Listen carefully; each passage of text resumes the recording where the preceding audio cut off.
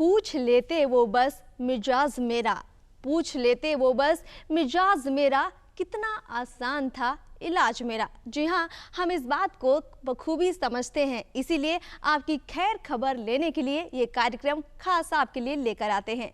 नमस्कार, मैं हूं आपकी होस्ट अर्पिता। दूरदर्शन बिहार के हेलो डॉक्टर कार्यक्रम में आप सभी दर्शकों का बहुत बहुत स्वागत करती हूं। दर्शकों, आज के कार्यक्रम में हम हड्डी से संबंधित रोग और उसके इलाज के विषय में चर्चा करने वाले हैं और इस चर्चा के लिए हमारे साथ स्टूडियो में एक खास मेहमान मौजूद है। आपका उनसे परिचय करवाते हैं। हमारे साथ हैं डॉक्टर अनूप कुमार जी। डॉक्टर साहब, आपका हमारे कार्यक्रम में बहुत बहुत स्वागत है। तो दर्शकों, आपको बता दें कि डॉक्टर साहब जो है पटना एम्स में हड्डी रोग विभाग के विभागाध्यक्ष की भूमिका में है, जो आज हमारे साथ चर्चा में शामिल है। डॉक्टर साहब, सबसे पहले कार्यक्रम की शुरुआत एक ऐसे सवाल से जो हम और आपकी ज़िंदगी से भी जुड़ा हुआ है।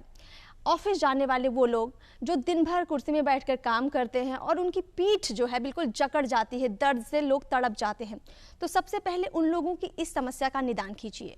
बहुत सारे फैक्टर्स हैं और आजकल ऑफिस में कंप्यूटर्स होना और कंप्यूटर पे काम करना बहुत ही आम बात है और लोग इस कंप्यूटर पे बैठ के घंटों गुजार देते हैं और ये उनमें से एक प्रमुख कारण है कि आप एक ही स्थान पे बैठे बैठे लगातार स्क्रीन पे टकटकी लगाए हुए अपना काम कर रहे हैं और अपने पोस्चर को भूल जाते हैं।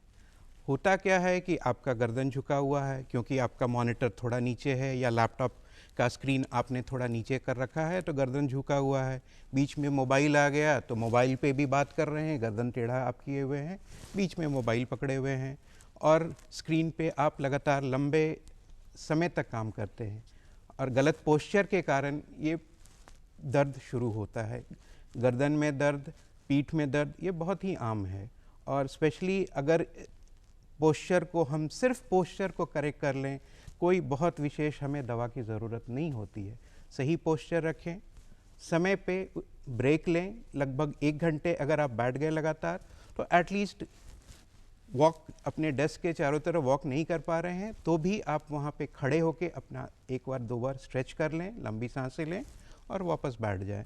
सिर्फ इतना करने से आपका 50% से ज़्यादा प्रॉब्लम दूर हो सकता है, लेकिन ये अर्ली जब शुरू हो रहा है तब उस वक्त का निदान है। डॉक्टर साहब, अगर ये समस्या काफ़ी बढ़ जाती है और इसके इलाज के लिए अगर कोई आना चाहे पटना एम्स में तो क्या सुविधा रहेगी? हम ऐसे मरीज़ों को इवैल्यूएट इवैल्यूएट करते हैं उनके प्रोफेशन से, कितना टाइम वो स्क्रीन पे गुजारते हैं, कितना टाइम वो कुर्सी पे बैठ के काम करते हैं, उसका भी इवैल्यूएशन करना ज़रूरी होता है।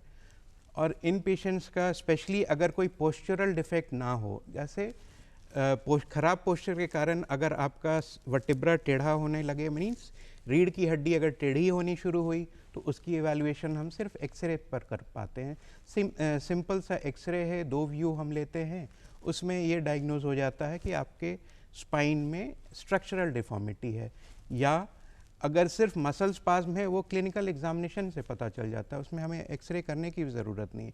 लेकिन बहुत बार हम एक्सरे इसलिए लेते हैं कि कोई पैथोलॉजी को रूल आउट कर सकें।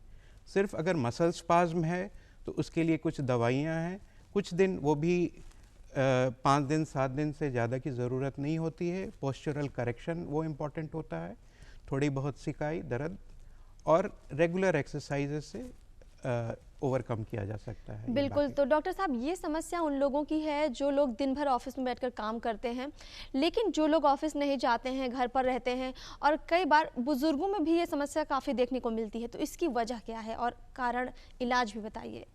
बुजुर्गों में जो रीढ़ की हड्डी, बैक पेन या नेक पेन की शिकायत है वो ज़्यादातर डिजेनरेटिव होता है। डिजेनरेटिव मतलब जैसे जैसे उम्र बढ़ रहा है, वेयर एंड टेयर हो रहा है, घर्षण के कारण, यूज़, ओवर यूज़ या मिस यूज़, डिसयूज़, बहुत सारे टर्मिनोलॉजी हैं जो आप अगर सही तरीके से अपने शरीर के अंगों को यूज़ कर रहे हैं, जोड़ों को सही तरीके से यूज़ कर रहे हैं, अपने पोस्चर को ठीक रख रहे हैं, तो वो प्रिवेंट करता है कि वो इस तरह का डिजेनरेटिव चेंजेस थोड़ा देर से शुरू हो।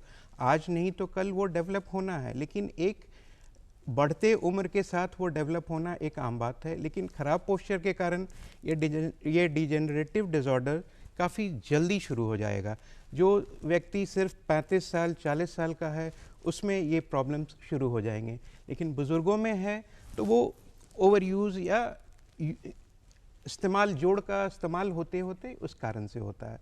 तो थोड़ा अच्छा खान पान पे ध्यान देने से, स्पेशली अगर उनके डाइट में कैल्शियम है, कैल्शियम रिच फूड ले रहे हैं जिसमें फल हैं, बहुत सारे फल हैं, दूध हैं, ये सब रेगुलर उनके डाइट में है, तो सब कुछ डिले किया जा सकता है।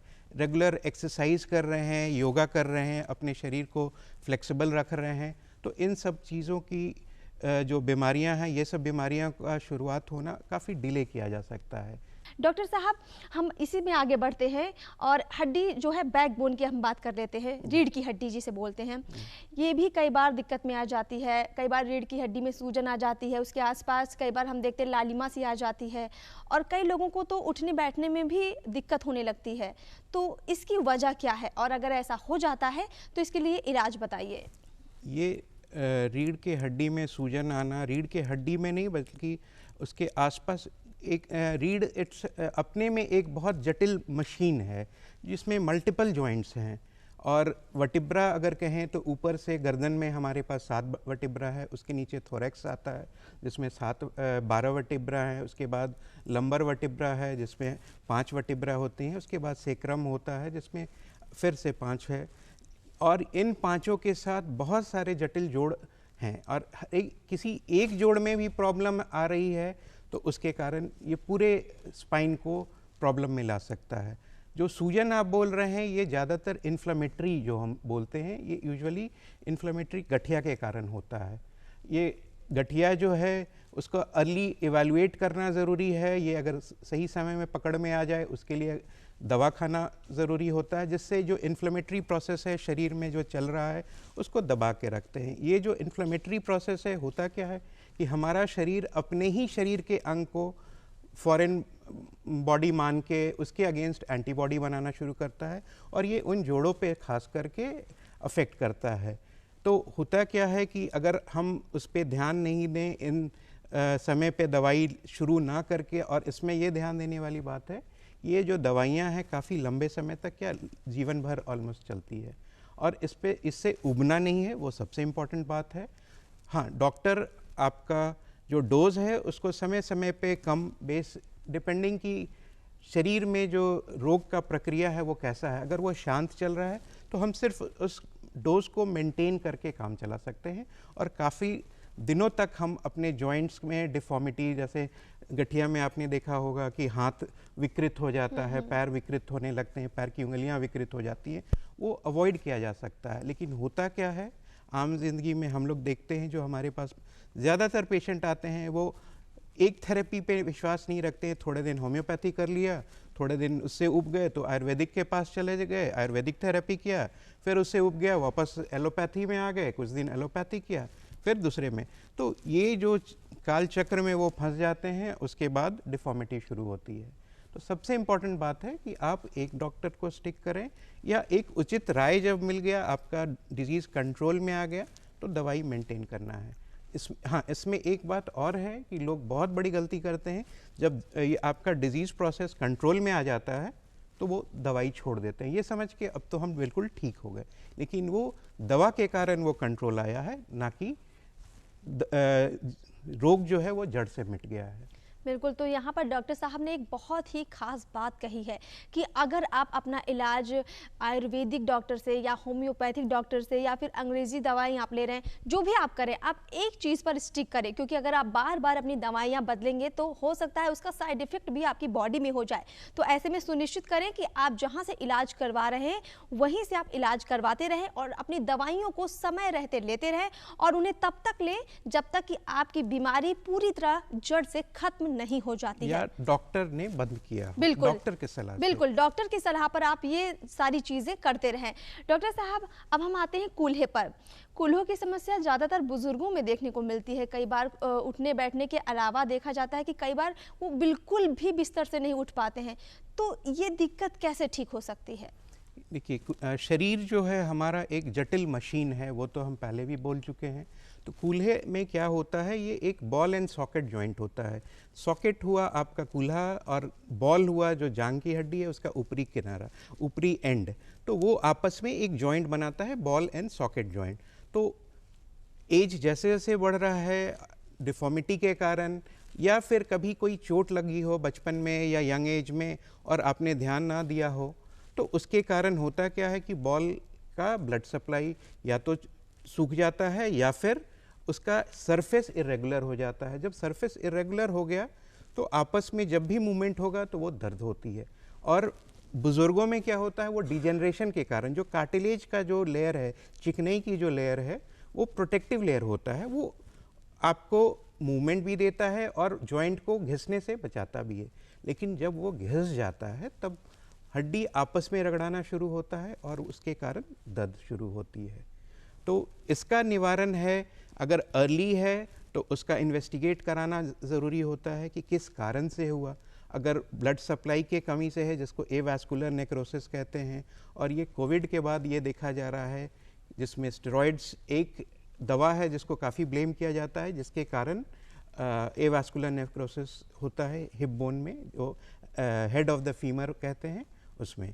तो ये केसेस काफ़ी बढ़ गए हैं उसके बाद, क्योंकि कोविड के इलाज का उस वक्त तो स्टेरॉइड एक मेजर वर्कफोर्स था हमारा। जी, तो उस समय तो जान बच गई, लेकिन अब उसका इफेक्ट अब या साइड इफेक्ट जो कहें वो अब नजर आने लगे। गांव में अक्सर हम लोग सुनते हैं कि खट्टा ज़्यादा मत खाओ, नहीं तो घुटने में दर्द होगा। इमली ज़्यादा नहीं खाने देते, कई बार नींबू भी ज़्यादा इस्तेमाल करो तो घर वाले रोकते हैं कि तुम्हारी हड्डी कमज़ोर हो जाएगी, घुटने में दर्द हो जाएगा। तो क्या ये सच है? और अगर ये बीमारी हो जाती है किसी को तो उसका इलाज कैसे किया जा सकता है? घुटने का भी वही है, चूंकि हम लोग इतना मिसयूज़ करते हैं नी जॉइंट को, छोटे मोटे चोट को तो नज़रअंदाज कर देते हैं।